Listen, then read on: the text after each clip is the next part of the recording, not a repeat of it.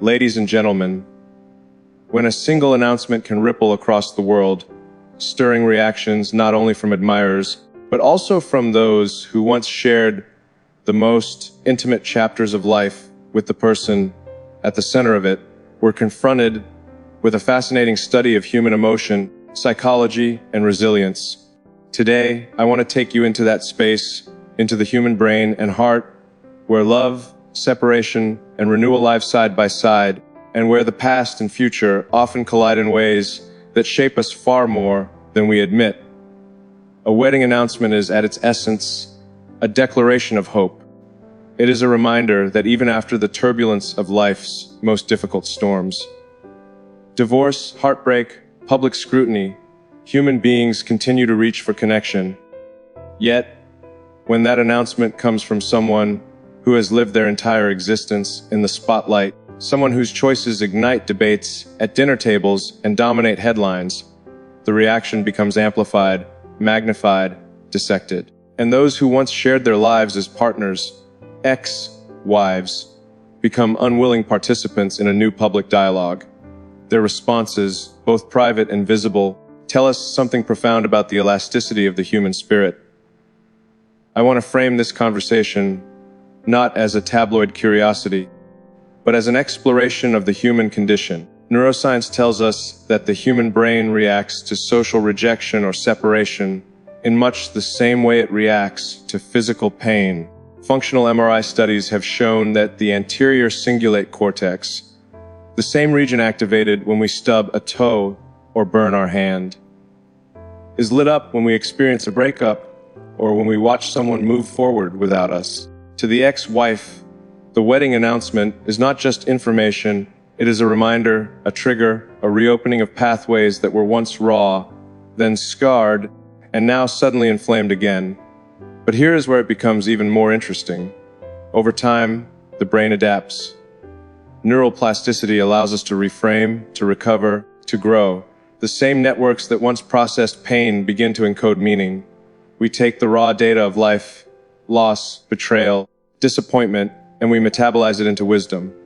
That is why so often, when you listen carefully to the voices of those who once stood at the altar and now stand outside it, you hear not only sorrow, but also a strange serenity, even a certain pride. It is the pride of survival, the quiet confidence of having lived through storms that few others can truly imagine. Think of it. To have been married to someone whose every step is scrutinized by millions is to live under a microscope where every smile, every silence, every argument becomes subject to speculation.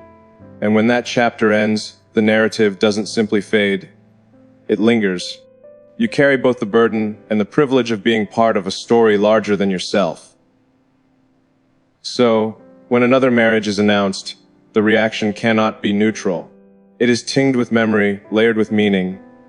Psychologists have long studied the phenomenon of emotional reframing.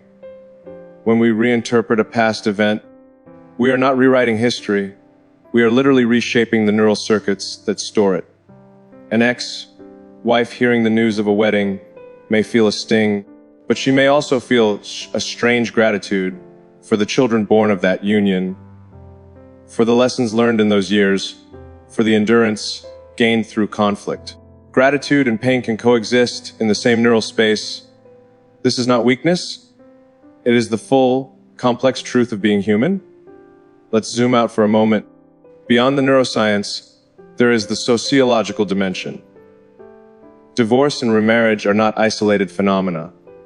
They are part of an evolving human pattern. In modern society, we see marriage less as a lifelong contract and more as a stage in life's experiment.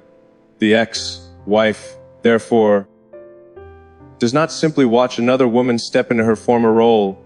She watches the cultural script of love and resilience play out in real time. Her reaction is not only personal, it is emblematic of how we as a species navigate change. Now imagine the layers of emotion when the person remarrying is not anonymous, but a global figure.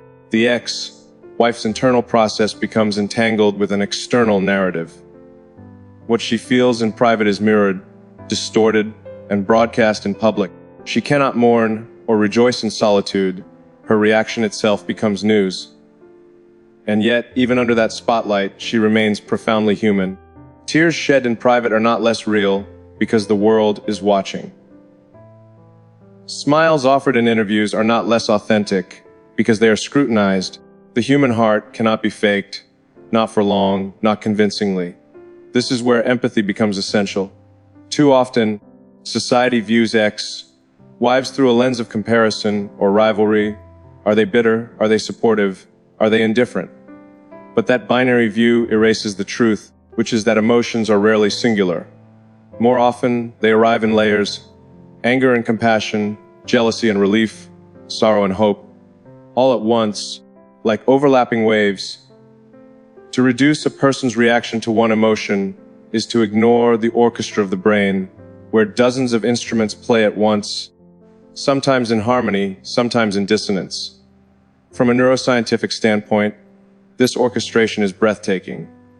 Each emotional layer recruits different circuits: the amygdala for fear, the prefrontal cortex for rational reappraisal, the hippocampus for memory retrieval, the insula for bodily awareness. And as these networks fire together, they form new connections, literally reshaping the architecture of the brain. That is why a person can begin with tears and end with laughter, why grief can transform into acceptance, why an ex-wife can watch a wedding announcement and feel not only the ache of loss, but also the stirrings of forgiveness. Forgiveness itself is a fascinating process. Studies show that when individuals engage in forgiveness, the brain's reward system, particularly the ventral striatum, lights up, releasing dopamine and oxytocin, the same chemicals associated with bonding and joy. Forgiveness is not only a moral act, it is a neurochemical release, a physiological relief. When an ex-wife chooses to let go, she is not simply being noble, she is literally freeing her brain from the cycle of pain. At the same time, we must acknowledge the shadow side. Not all reactions are peaceful. Some ex-wives may respond with anger, sarcasm, or silence. And that too is deeply human. Neuroscience cannot sanitize reality, it can only explain it. Anger is protective. Silence is a shield. Sarcasm is a coping mechanism. These responses, though less celebrated, are no less valid. They remind us that healing is not linear, and that dignity can take many forms. I recall a study that followed divorced couples over a decade. Those who were able to reframe their ex-partner's new life with compassion tended to experience better health outcomes, lower cortisol levels, and even stronger immune responses. But those who remained locked in bitterness saw elevated stress markers and shortened lifespans. The body keeps score. Emotional reactions to a wedding announcement are not just ephemeral feelings, they are biological events with long-term consequences. And so, when the world leans in to ask, how will the ex-wives react? The answer is not simply gossip. It is a mirror held up to us all. Because each of us, in our own way, has faced the news of someone moving on, an old friend finding new love, a colleague advancing beyond us, a family member making choices we didn't expect. In each case, the question is the same: do we respond with resentment or with grace? Do we constrict or do we expand? This is the silent lesson embedded in a wedding announcement that captures global attention. It is not only about the man remarrying, nor only about the women who once stood beside him. It is about all of us, about the human brain's ability to endure loss and still choose to love again, even if from afar. It is about the dignity of ex-wives, whose reactions are not entertainment, but evidence of resilience. It is about the way the human story continues, messy, complex, unfinished, but always reaching toward connection. And perhaps that is the most powerful truth of all: love never truly leaves us. Even when marriages end, even when headlines move on, the circuits of connection remain. They shape who we are, how we think, how we love again. An ex-wife reacting to a wedding announcement is not just revisiting the past. She is living proof that the past lives within us, shaping the future in ways that can be both painful and beautiful. Ladies and gentlemen, when we think about the power of memory, It is tempting to imagine it as something static, like a photograph in an album, unchanging, frozen. But neuroscience reveals something very different. Every time we recall an experience, whether it is a wedding day or the moment of a breakup, the memory becomes fluid again. It reactivates, destabilizes, and then reconsolidates in a slightly altered form. In this sense, every reaction to a new wedding announcement is not just a replay of history. It is a rewriting. An ex-wife who hears the news today is not simply recalling the past as it was, she is reshaping it in the context of who she is now. Her identity, her growth, her resilience, these color the memory anew. This is why two different ex-wives can respond in such different ways. One might smile genuinely, perhaps even send congratulations, because her memories have been reframed in a way that allows gratitude to dominate. Another might recoil in pain, because for her the memories are still heavy, unresolved, alive in a raw form. Neither response is wrong. Both are simply reflections of how the human brain protects and reshapes itself at different stages of healing. And here's the remarkable part: healing is not linear. We often talk as if it is a road from pain to peace, a straight path. But in truth, it is more like an orbit, circling back, revisiting, sometimes falling into gravity's pull before breaking free again. An ex-wife may feel serenity one day and sadness the next. This fluctuation is not failure, it is biology. The human mind is a living system, never static, always adjusting. We can even see this on a molecular level. When stress hormones like cortisol flood the system in moments of heartbreak, they alter not only mood, but also immune function, digestion, sleep. Over time, as healing progresses, oxytocin, dopamine, and serotonin gradually reassert themselves, restoring balance. But the presence of triggers, a wedding photograph, a headline, a careless comment, can cause stress pathways to flare up again, reminding us that healing is not about erasing pain, but learning how to live alongside it. Now, consider the social dimension again. In many ways, the world expects ex-wives of prominent figures to either play the role of the saint, gracious, forgiving, endlessly supportive, or the villain, bitter, jealous, resistant. Yet most women, most humans, occupy the vast middle ground between those extremes. They are not caricatures, they are full beings. One moment they may laugh at the absurdity of it all, another moment they may cry privately, unseen. To honor their humanity is to acknowledge this complexity. There is also an evolutionary layer here. Human beings evolved to form deep pair bonds, not only for emotional connection, but for survival. To lose a mate in ancient times was not only a personal loss, but a threat to one's physical security. Even today, though we no longer depend on a partner for survival in the same way, our brains carry those ancient circuits. The rupture of a marriage, followed by the sight of a new union, can activate primal fears of exclusion, replacement, invisibility. These are not modern neuroses, they are echoes of ancestral survival mechanisms. And yet, humans are not bound by instinct alone. We possess prefrontal cortices, vast neural landscapes capable of reframing, imagining, empathizing. This is why an ex-wife, upon hearing of a wedding, can transcend those primal pangs and instead reflect on shared journeys, on children who now embody the best of both parents, on the strange beauty of lives diverging yet continuing forward. It is in that moment that biology meets transcendence, when the old circuits of survival are met with the higher circuits of meaning making. Let me share a story from clinical psychology research. A woman who had been married to a high-profile figure was interviewed years after their divorce. She described her initial reaction to his remarriage as a kind of mini-death. She felt erased, replaced, irrelevant.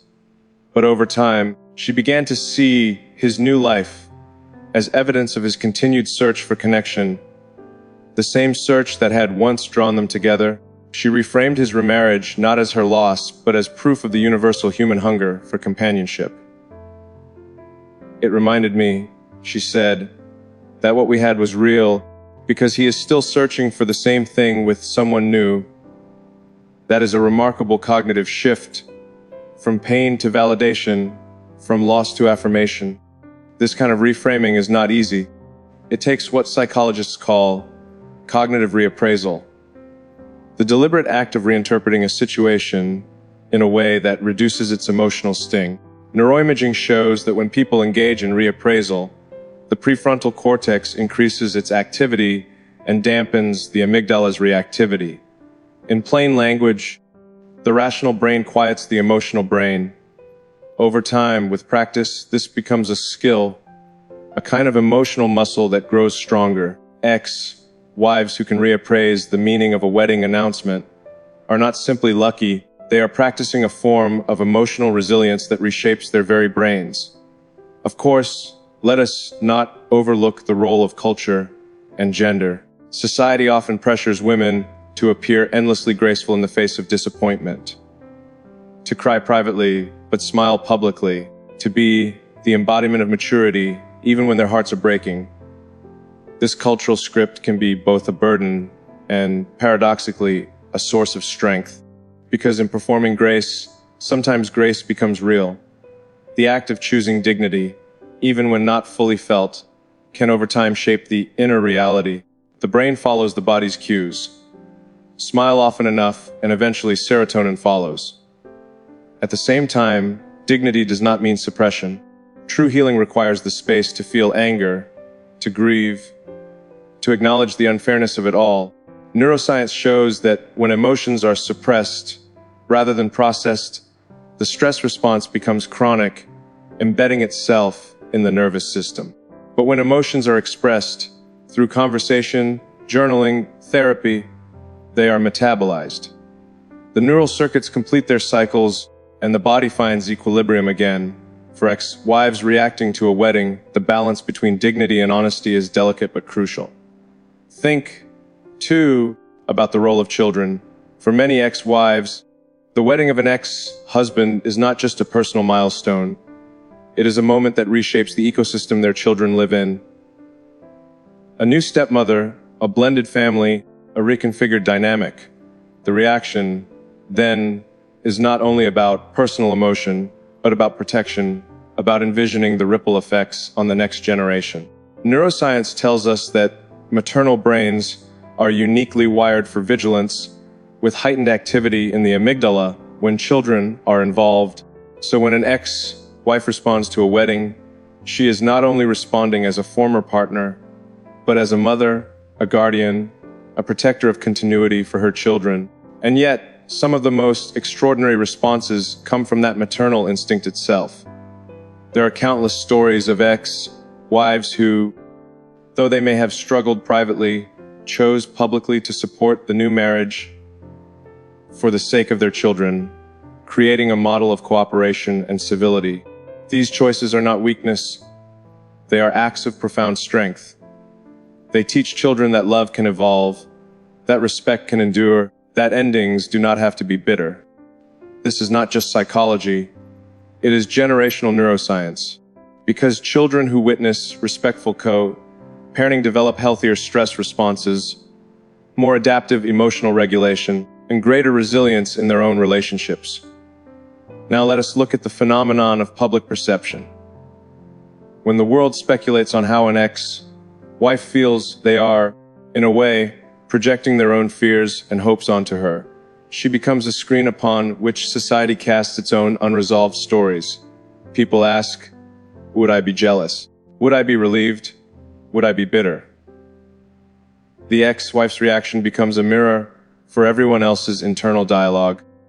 And that is why these moments capture so much attention, because they are not just about one man, one marriage, or one woman's reaction. They are about the universality of moving on, of being replaced, of choosing dignity in the face of disappointment. And this brings us to the deeper philosophical point. Love, in its essence, is not a possession. It is an experience, a state of being, a force that transforms but cannot be owned. When marriages end, what remains is not the ownership of a person, but the imprint of love itself, memories, lessons, growth. An ex-wife reacting to a new wedding is, in some sense, reacting to the illusion of possession being broken once again. But when she transcends that illusion, she reaches a place of wisdom. She realizes that love was never hers to keep, but only hers to experience. The brain, interestingly, supports this view. Studies on long-term meditators, especially those practicing loving kindness meditation, show increased activity in brain regions associated with empathy and decreased activity in regions tied to self-centered rumination. In other words, by shifting from a mindset of ownership to a mindset of compassion, the very structure of the brain changes. What begins as heartbreak can evolve into a wider embrace of life itself. Ladies and gentlemen, when we witness the reactions of ex-wives to a wedding announcement, we are not peering into the private drama of a few individuals. We are glimpsing the entire human story of attachment and loss, of survival and adaptation, of bitterness and grace. It is a reminder that love, though fragile, leaves a permanent imprint on the brain. It shapes who we are long after the vows are broken.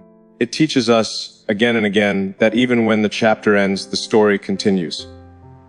And perhaps that is the quiet gift hidden in the spectacle of public remarriage, an opportunity for all of us to reflect, to reframe, to choose grace where we could choose resentment, to choose empathy where we could choose judgment. Because in the end, our reactions define us as much as our experiences. An ex-wife's response is not merely about him. It is about her. It is about who she has become, what she has learned, how she has grown. And in that, there is a universal truth. Every heartbreak, every ending, carries within it the seed of transformation. So let us listen to those reactions not with gossip in our ears, but with empathy in our hearts. Let us honor the resilience they reveal, the complexity they embody, the humanity they represent. For in their voices, we hear not only the echoes of the past, but the possibilities of the future. A future where love is never wasted, only transformed, and where every ending, no matter how painful, becomes the beginning of a deeper understanding of what it means to be human. Ladies and gentlemen, there is a quiet but profound truth we must recognize: endings are not failures, and new beginnings are not betrayals. The human brain is wired for continuity, for narrative, for stitching together experiences into a coherent story. But life often interrupts that story. Divorce fractures the narrative, leaving open threads, unanswered questions. And when one person remarries, those threads resurface, not because the past was meaningless, but because meaning itself is never erased. It is carried forward, woven into the fabric of who we are. Ex-wives, more than almost anyone, understand this. They know what it is to hold both pride and pain in the same hand, to look back with both longing and relief. Their reactions to a wedding announcement are not simply about one man's choice, but about the continuity of their own lives, the rewriting of their own stories. It is an act of authorship, conscious or unconscious, to respond with grace, with anger, with silence, or with compassion. Each reaction becomes a sentence in their evolving narrative. Think about how extraordinary this is. We, as a species, are capable of transforming heartbreak into art, pain into wisdom, endings into teachings. Literature is filled with ex-lovers writing poetry, music, novels. Neuroscience explains why. Because when we translate emotion into language, we literally move activity from the limbic system, where raw feeling dominates, into the prefrontal cortex, where order and meaning emerge. An ex-wife who journals, who writes, who speaks her truth, is not just venting. She is healing, recoding her brain through words. And there is courage in that. Imagine standing in a world that expects you to crumble, that measures your worth by your proximity to someone else's fame, that waits eagerly for your bitterness or your breakdown. To stand in that world and respond with dignity, with wisdom, with a refusal to be reduced, that is resilience at its highest form. That is not just survival, it is transcendence. Of course, we must acknowledge the shadows too. There are ex-wives who never find peace, who remain locked in cycles of resentment. There are those who cannot escape the public narrative, who feel defined forever by a marriage that ended. And we should not judge them harshly, for this too is human. Healing is uneven, unpredictable, deeply personal. To demand uniform grace is unfair. To accept varied responses is compassionate.